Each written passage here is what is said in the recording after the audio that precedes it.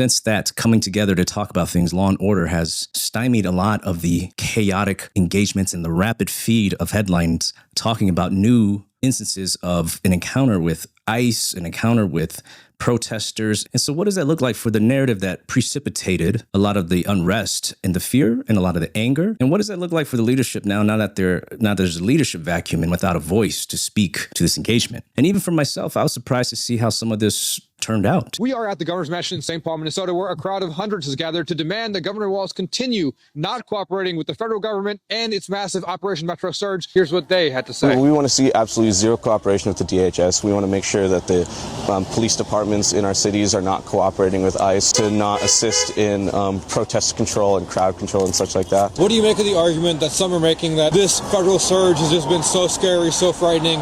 Anything we can do to get it to end, we should do. I think we need to keep fighting, I mean, it's been working a good amount here. These ICE agents are getting tired, they're getting scared.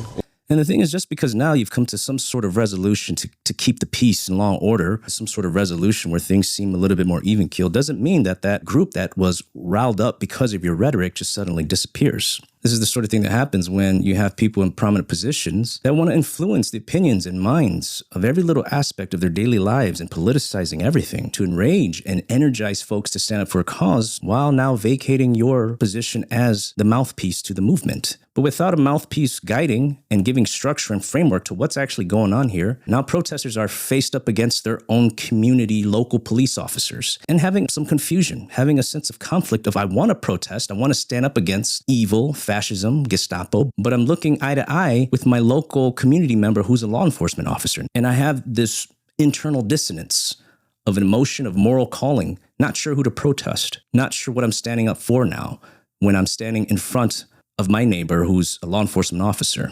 But even I didn't expect for things to look like this.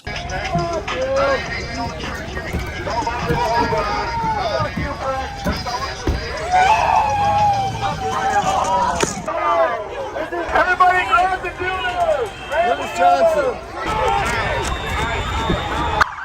And honestly, it really sucks for these police officers, these local police officers that are taking the brunt and the wrath that was instilled by rhetoric from leadership. I guess the hope in all this is that Minnesotans, our communities come together and do a little less of talking about how we're living, doom scrolling our feeds that pumps up the narrative that talks about how we're living, and instead just do a little bit more living.